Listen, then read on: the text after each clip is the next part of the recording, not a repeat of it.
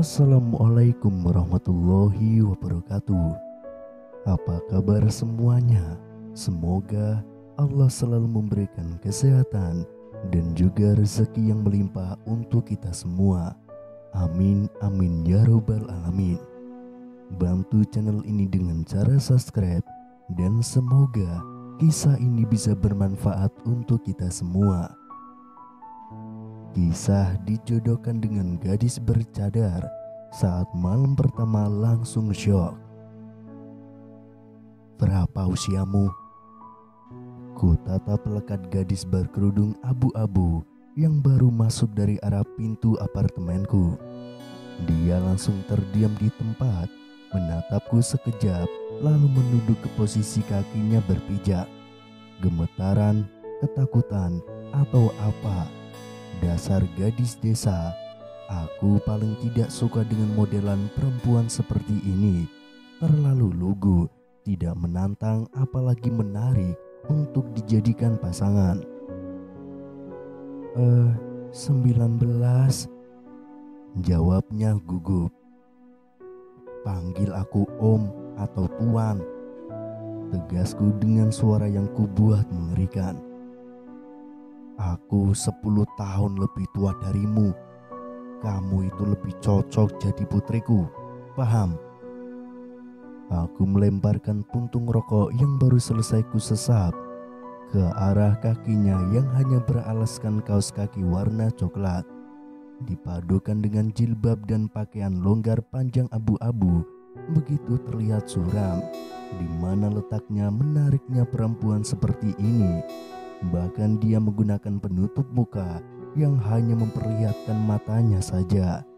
Jadi dia pasti tidak mungkin cantik, makanya wajahnya ditutupi. Setiap orang akan menonjolkan apa yang menarik dirinya dan menutupi kekurangannya. Jadi kalau dia menggunakan penutup muka seperti itu, maka ku pastikan dia pasti menutupi wajah jeleknya. Kesialan seumur hidup ketika aku harus menikahinya. Kemudian nanti akan menjadi duda darinya juga. Ya, pernikahan ini hanya sementara, sampai kakek menutup mata selama-lamanya. Kakek yang sekarat lalu aku yang ditumbalkan menikahi gadis desa. Gadis desa dari kampung halaman nenek dulu. Sudahlah. Nanti juga aku ceraikan setelah urusan dengan kakek selesai.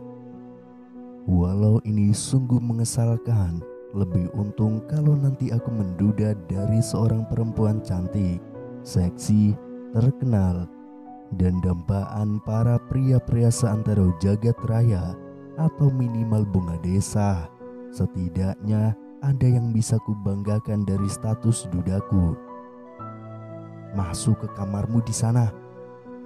Aku menunjukkan kamar tepat di sebelah kamar utama. Di sisi kamarku hanya ada 3 kamar di apartemen itu. 1 kamar utama alias kamarku, 2 kamar kosong di sebelah kamarku, 3 kamar pembantu. Menikahi gadis desa benar-benar sebuah bencana, dan bencana itu dimulai 1 minggu yang lalu. Kamu harus menikah dengan gadis dari desa nenek. Suara mamah di telepon membuatku segera menginjak rem mobil mewah yang sedang ku kendarai. Hah? Kenapa sih, Mah? Tanyaku terkejut. Itu perintah, tidak bisa dibantah. Kakek ingin salah satu cucunya menikahi dari gadis yang sama dengan kampung halaman nenek. Mama bersuara resah, tapi seperti tidak bisa membantah dari seberang telepon sana. Dari desa? Aku meyakinkan pendengaranku. Iya, dari desa. Kamu masih beruntung bisa memilih, bukan kakek yang langsung menunjuk siapa.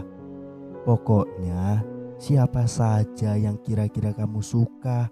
Yang penting dari desa itu, sebutkan namanya, kita segera lamar dia. Mama menegaskan. Untung apa? Aku tidak mau. Bantahku dengan suara menekan. Tidak bisa, ini perintah kakek. Suara mama tiba-tiba melemah. Dia berusaha membujukku. Salah satu cucunya kan Alvin, Alek, atau Rangga. Kenapa harus aku? Ku sebutkan nama-nama saudaraku yang seluruhnya laki-laki. Ya, aku 4 bersaudara laki-laki semua. Alvin dan Alek itu bahkan kakakku, usianya lebih tua dariku. Rangga juga hanya terpaut 2 tahun usianya di bawahku. Kami semua belum menikah. Kenapa aku yang ditunjuk sih, Mah? Tidak bisa. Alvin dan Rangga sudah punya tunangan. Alek juga sudah punya gandengan. Tinggal kamu yang single. Tolak mama. Siapa bilang banyak yang ngantri untuk aku kencani? Tapi tidak ada yang kamu seriusi kan? Sanggah mama. Itu karena aku terlalu pemilih, mah. Apalagi soal pendamping hidup. Mama tahu kan, aku ini terlalu sempurna untuk perempuan yang biasa. Aku ini tampan, kaya, mapan, pintar. Apa yang kurang dariku? Bahkan dibandingkan Alvin, Alek, dan Rangga, aku yang paling kompeten kan? Maka dari itu, aku tidak bisa memiliki kekasih sembarangan seperti mereka. Harus level, kataku dengan percaya diri. Dengan menarik nafas berat, aku kembali mengomel. Aku bisa saja menjalin hubungan dengan salah satu model tercantik di negeri ini. Terlambat, kakek sudah memutuskan. Kamu harus menikah dengan salah satu gadis dari desa itu.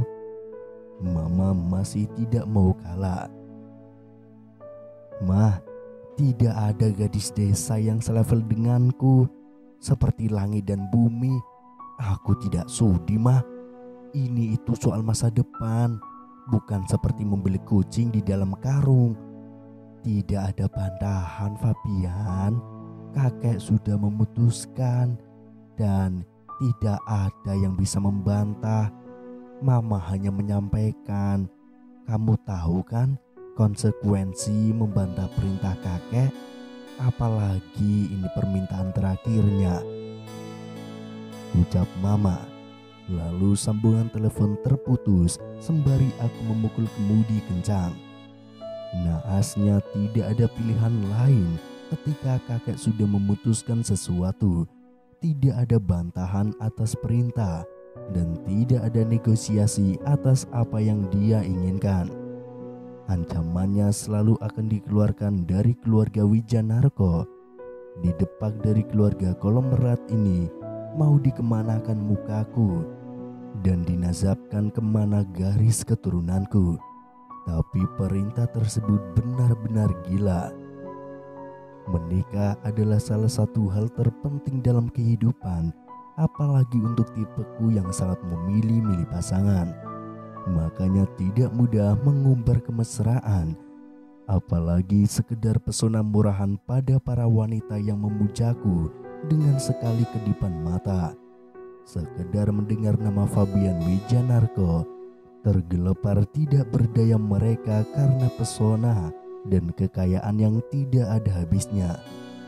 Kulajukan mobilku membelah perkebunan teh menuju desa yang ditunjukkan kakek, sendirian mencari gadis desa yang akan segera dilamar keluarga Wijanarko, calon wanita yang akan aku nikahi. Sekali lagi, mama menegaskan seolah keberuntungan aku boleh memilih gadis desa terbaik yang akan aku nikahi. Keberuntungan apa? Tetap saja ini namanya sial. Tahu begini, pekan lalu aku terima saja Diva, artis seksi yang pekan lalu melamarku, bahkan sampai mengemis-ngemis cintaku tanpa pikir panjang pendidikannya yang hanya lulusan dalam negeri, yang jelas tidak masuk dalam level kriteriaku. Padahal itu jauh lebih baik daripada ini, gadis desa. Jangan-jangan bahkan tidak bisa baca tulis. Sepanjang jalan yang belum teraspal sepenuhnya ini, kupelankan mobil Alphard tipe terbaru yang ku kendarai, melirik kiri dan kanan, di mana gadis-gadis desa banyak yang berlalu lalang, memanggul sayuran, sebagian malah mengembala kambing, lainnya memegang ijuk sambil menyapu pekarangan. Benar-benar tidak ada yang menarik, nampak usang dan tidak berpendidikan. Mereka semua terlihat polos dan kusam. Satu dua yang nampak berdandan malah terlihat menor, benar-benar kampungan. Bagaimana mungkin aku akan menikahi salah satu dari mereka ini? Benar-benar di luar akal sehatku. Kata mama, nenek dulu berasal dari desa ini, dinikahi kakek yang juga berasal dari kota. Mereka saling jatuh cinta lalu mengikat janji suci setia sampai tua, hingga nenek meninggal dunia 5 tahun yang lalu. Saat muda, nenek menjadi bunga desa yang digilai pemuda-pemuda kota. Tapi itu 50 tahun yang lalu. Mungkin nenek masih mewarisi garis keturunan kerajaan yang tertinggal di desa. Jadi cantik dan terpandang juga. Jelas berbeda dengan sekarang, sudah habis semuanya. Mana ada yang selevel dengan nenek lagi? Lihatlah betapa tidak masuk akalnya permintaan kakekku ini. Di dalam kesekaratannya malah terkenang masa muda dan memintaku untuk menikahi gadis desa dari desa yang sama dengan neneknya seperti ini. Padahal seluruh keluarga nenek pun sudah tidak ada lagi yang tinggal di desa ini. Bisa sial 7 turunan aku. Tidak lama kemudian, ku hentikan mobil di depan rumah kepala desa. Sebelumnya, anak buahku sudah membuat janji bertemu dan memberitakan bahwa Tuan Febian Wijanarko yang ini akan datang bertamu. Aku membuka pintu mobil dan melangkah dengan langkah jenjang dan pandangan lurus ke depan. Sambil memasang kacamata hitam, aku langsung menemui kepala desa untuk menyampaikan maksudku. Sementara kakek sedang menungguku menyampaikan berita bahagia. Gadis terbaik yang ada di desa ini, terbaik dari semua sisi. Ku berikan perintah pada kepala desa sambil menyodorkan uang 200 juta ke hadapannya, membuat matanya tidak berkedip hingga beberapa detik lamanya. Saya tunggu 30 menit dari sekarang. Ingat, gadis desa terbaik, tegasku. Lelaki bertubuh gemuk itu mengangguk paham dengan apa yang ku minta. Apalagi saat ku sebutkan nama kakek dan nama keluarga yang aku bawa, membuatnya bergetaran, dan ku tangkap dari pancaran matanya ada ketulusan yang akan dipersembahkan, bukan karena uang, tapi karena ingin memberikan yang terbaik bagi keluarga kami. Kakek memang menyumbangkan begitu besar bagi kemajuan desa ini, dari pembangunan jalan hingga penerangan dan pengairan. Warga desa berhutang budi banyak pada kakek. Aku duduk dengan santai sambil menaikkan sebelah kakiku di atas paha, menikmati teh hangat yang telah disajikan sambil memandang hamparan persawahan. Tidak berapa lama, kepala desa kembali dengan wajah berbinar-binar. Dia menyampaikan bahwa dirinya sudah menyiapkan gadis desa terbaik yang akan diserahkan padaku untuk aku nikahi. Aku mengangguk saja. Pasti dia telah mendapatkan gadis tercantik dan terseksi di desa. Tanpa basa-basi kusuruh kepala desa untuk langsung mempersiapkan wanita itu, meminta dia diantarkan ke alamat rumah sakit tempat kakek dirawat malam nanti, untuk kemudian dilamar di sana. Malamnya aku benar-benar tidak menyangka apa yang ada di hadapanku. Bukan gadis cantik seksi yang datang, melainkan seorang gadis berpakaian tertutup sekali dari ujung kepala hingga ujung kaki seperti ninja. Wajahnya pun ditutup selai kain, hanya menyisakan mata yang terlihat mengejap beberapa kali. Kata orang, gadis bercadar dan berjilbab itu membuat penasaran, membuat orang jadi membayang-bayangkan seperti apa wajahnya, rambutnya, dan bahkan bagian tubuh lainnya. Tapi bagiku tidak ada sedikit pun rasa penasaran pada gadis itu, yang sialnya secara resmi sudah dilamarkan kakek 10 menit yang lalu untukku. Datang sendiri ke desa, milih sendiri, dan itu pilihannya. Wah, hebat sekali ternyata selera Fabian. Suara Alvin menyindirku. Untung namanya bukan Tukiem. Ejek Rangga saat aku berlalu.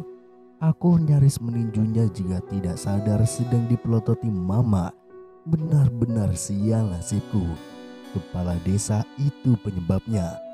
Gadis desa terbaik apanya jika seperti ini?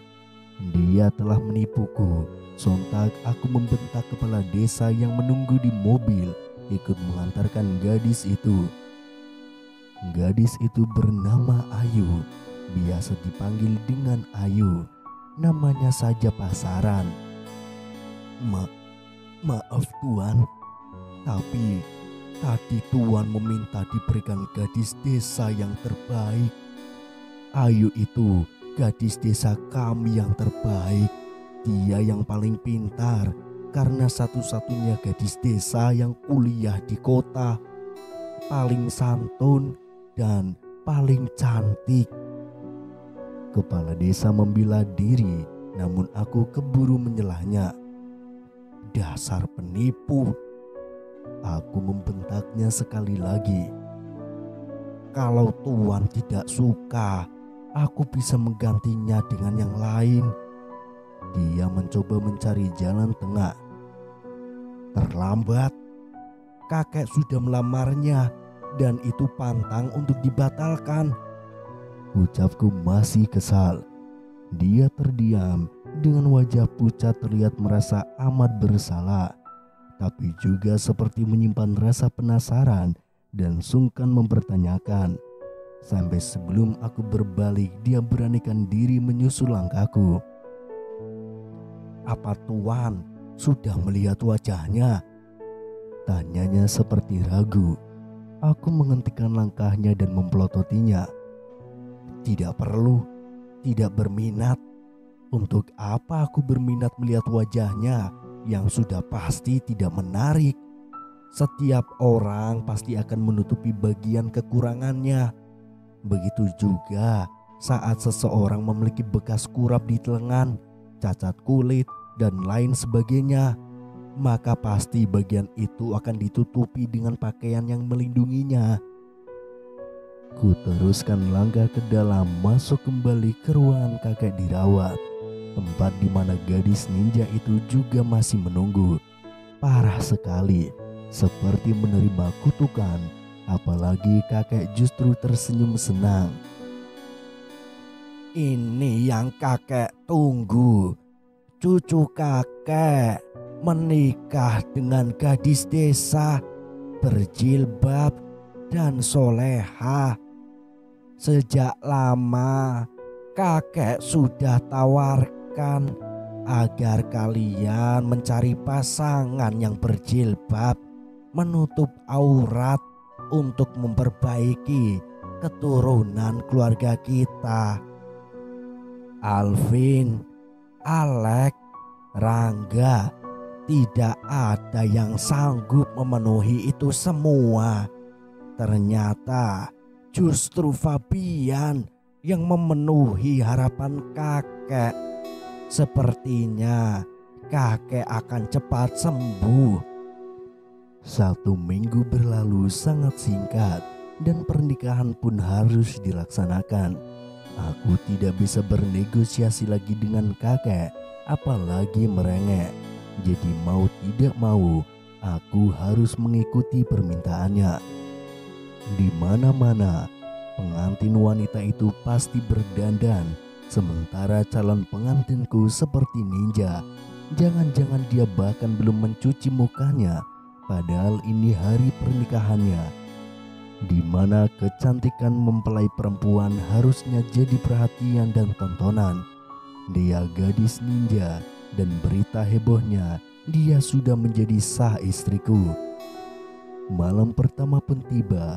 Aku sama sekali tidak berniat mengajaknya mengobrol, apalagi melakukan kegiatan pengantin baru pada umumnya. Aku takut jatuh pingsan begitu melihat wajahnya di balik cadarnya.